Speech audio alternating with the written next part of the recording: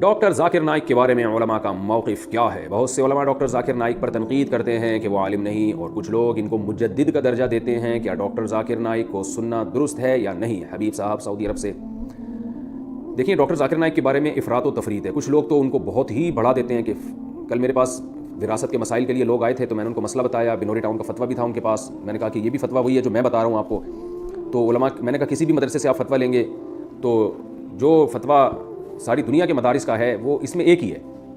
تو وہ کہہ رہے ہیں ڈاکٹر ذاکر نائک سے ہم نے سنا ہے، کچھ یوں کہہ رہے تھے، کچھ یوں کہہ رہے تھے۔ تو میں نے ان سے کہا کہ دیکھیں، ڈاکٹر ذاکر نائک سے آپ نے جو سنا ہے، مجھے نہیں پتا وہ آپ سمجھے بھی ہیں کہ نہیں سمجھے، ڈاکٹر ذاکر نائک کا موقف کیا ہے، اور یہ بھی نہیں مجھے پتا کہ وہ اس بارے میں صحیح کہہ رہے تھے غلط کہہ رہے تھے، لیکن ہر شخص کی ایک فیلڈ ہوا کرتی ہے۔ تو میں کیا، بڑے بڑے علماء یہی بتاتے ہیں کہ ڈاکٹر ذاکر نائک کی جو فیلڈ ہے وہ ہے ادیان عالم، ان میں تقابل، بہت سارے دین مذاہب کے بارے میں ان کو بہت زبردست معلومات ہیں اور بے پناہ غیر معمولی حافظہ ہے۔ تو اس حافظے کی بیس پہ وہ فی البدیہی جواب دیتے ہیں، اس میں ان کی بہت تیاری ہے۔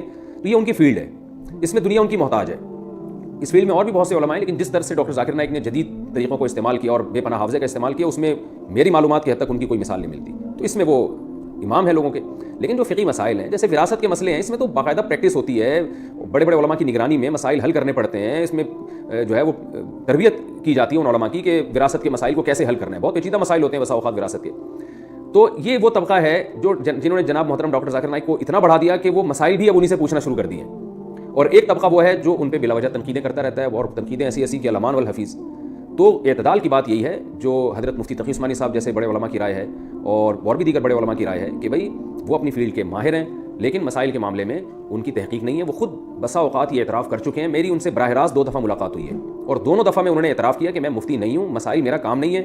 تو ہم نے ان سے پوچھا کہ آپ پھر بتاتے کیوں؟ انہوں نے کہا لوگ اصرار کرتے ہیں بہت زیادہ، اور خاص طور پہ غیر مسلم پوچھتے ہیں، تو مجھے جو کچھ معلومات ہوتی ہیں میں بتا دیتا ہوں۔ اور انہوں نے یہ بھی بتایا کہ مسائل کے معاملے میں میری آراء میں رجوع بھی بہت ہوا ہے، تبدیل بھی بہت ہوئی ہے، کہ پہلے مجھے کچھ مسائل تھے جن کی پوری تحقیق نہیں تھی، میں نے بتا دیا، لیکن پھر مجھے احساس ہوا، جس میں انہوں نے 3 طلاق کے مسئلے کے بارے میں بتایا کہ پہلے میری رائے یہ تھی کہ 3 طلاقیں ایک ہوتی ہیں، تو میں برملا بتاتا تھا، بعد میں اور ریسرچ کی تو پتہ چلا کہ نہیں بھی ہے، کہ اس کے مقابلے میں دوسری بھی بہت مضبوط رائے موجود ہے۔ تو میں نے پھر ان سے کہا کہ آپ مزید مطالعہ کریں گے تو اور اس میں آپ آگے بڑھیں گے۔ تو خیر، میری کیا اوقات ان کے سامنے، یعنی جو جس فیلڈ میں وہ چل رہے ہیں، تو اس میں میری کوئی اوقات نہیں ہے۔ لیکن یہ کہ مسائل کے معاملے میں مفتیان کرام، اور میں کہتا ہوں ہر وہ شخص نہیں جس کے نام کے ساتھ مفتی لگا ہوا ہے، بلکہ کسی ریلائبل ادارہ اس کی کوئی ریلائبل ادارہ اس کی ذمہ داری لیتا ہو، باقاعدہ وہ کسی مضبوط ادارے میں دارالفتہ میں بیٹھتے ہیں، علماء کی نگرانی میں یہ کام سیکھا ہو، ورنہ آج پتھر اٹھاؤ مفتی نکل رہا ہے نیچے سے۔ ہر پاگل سے پاگل نے اپنے نام کے ساتھ مفتی لگایا ہوا ہے، اور کوئی ہمارے یہاں پاکستان میں تو کوئی معیار ہی نہیں ہے نا کہ جس کو چاہو مفتی لگا کے۔ مفتی عبدالقوی کا کیسا اسکینڈل چلا ہے، لوگ مجھے کہنے لگے مفتی عبدالقوی نے یہ کیا۔ میں نے کہا پہلے یہ تو ثابت کرو کہ یہ مفتی بھی ہیں کہ نہیں ہے۔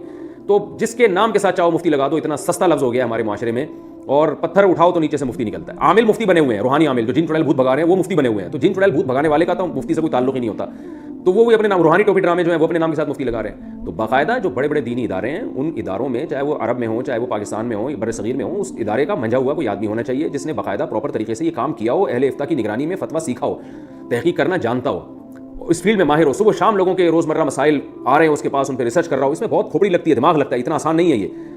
تو میں نے جب زندگی میں پہلا فتویٰ لکھا تھا نا، تو مجھے اندازہ ہو گیا تھا یہ کتنا مشکل کام ہے، فتویٰ لکھنا کتنا مشکل کام ہے۔ تو اور علماء کی نگرانی میں بیٹھ کے لکھنا، عوام کو تو بیوقوف بنانا بہت آسان ہوتا ہے، کوئی بھی حدیث کا ریفرنس رٹا لگا کے آپ پبلک کے سامنے رکھ دیں تو لوگ بیوقوف بن جاتے ہیں۔ تبھی آپ دیکھ لیں مارکیٹ میں نئے نئے لوگ آئے ہوئے ہیں جو پراپر عالم نہیں ہے لیکن مفتی بنے ہوئے ہیں، حالانکہ مفتی تو عالم کے بعد بنتا ہے۔ تو ایسے لوگ آئے ہوئے ہیں جو عالم ہی نہیں ہے لیکن ڈائریکٹ، یعنی ایک ایسا شخص ہے جس نے MBBS تو کیا نہیں ہے لیکن وہ گردوں کا اسپیشلسٹ بن گیا۔ تو گردوں کا اسپیشلسٹ، کڈنی اسپیشلسٹ تو بہت بعد میں جا کے بنے گا، پہلے تو سادہ ڈاکٹر تو بنے گا نا وہ۔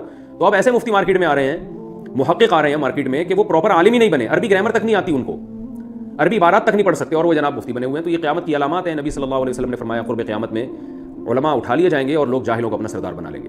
تو اس لیے مسائل کا جو علم ہے نا، یہ بہت نازک پیچیدہ علم ہے، اس میں باقاعدہ پراپر مفتیان کرام سے رجوع کیا جائے گا، ان سے رابطہ کیا جائے گا۔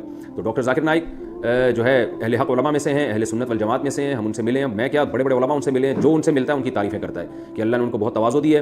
ان میں بڑی اچھی بات یہ ہے کہ ان کو اگر بتایا جائے کہ آپ سے یہ مسٹیک ہوئی ہے تو فوراً رجوع کرتے ہیں وہ، اور سنت کے پابند ہیں، تہجد کے پابند ہیں، دعاؤں کے پابند ہیں، معمولات کے پابند ہیں۔ تو اللہ تعالیٰ نے ان کو ان صفات سے نوازا ہے، اللہ تعالیٰ ان کی عمر میں خوب برکت عطا فرمائے، اور جو پابندیاں دنیا میں ان پہ لگی ہوئی ہیں اللہ تعالیٰ وہ پابندیاں ان سے دور فرمائے۔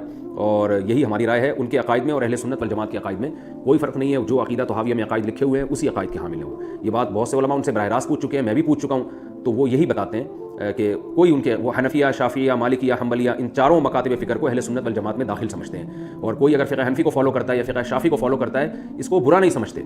بلکہ جب میری ان سے براہ راست بات ہوئی تھی تو انہوں نے خود بتایا تھا کہ پوری دنیا میں ان کی ریسرچ کے مطابق سب سے زیادہ فقہ حنفی کو فالو کیا جاتا ہے. 50% لوگ ہیں جو فقہ حنفی کو فالو کر رہے ہیں اسلام میں، مسلمانوں میں. اور انہوں نے بتایا کہ 30% لوگ فقہ شافعی کو فالو کرتے ہیں، 17% فقہ مالکی کو، 2% لوگ فقہ حنبلی کو، اور 1% لوگ ایسے ہیں جو ان چاروں میں سے کسی فقہ کو فالو نہیں کرتے. تو ان کا موقف اہل سنت والجماعت کے بارے میں بہت اچھا ہے. جس طرح ان کے بارے میں یہ الزامات لگتے ہیں کہ وہ بالکل ہی چاروں مکاتب فکر کو غلط سمجھتے ہیں، ایسا کچھ بھی نہیں ہے. وہ بہت معتدل قسم کے ایک عالم ہیں. عقائد میں وہی عقائد ہیں ان کے جو اہل سنت والجماعت کے عقائد ہیں. باقی غلطی انسان سے ہوتی ہے، ہم سے بھی ہو سکتی ہے، مسائل بتانے میں ان سے بھی ہو سکتی ہے. تو ان غلطیوں کی بیس پر کسی کو گمراہی کا فتویٰ نہیں لگایا جا سکتا، بلکہ یہ کہا جائے گا کہ بھئی یہ اس معاملے میں ان سے یہ خطا ہوئی ہے اور اس کی دلیل یہ ہے، جیسے کہ علماء کا ایک بات کرنے کا طریقہ ہو.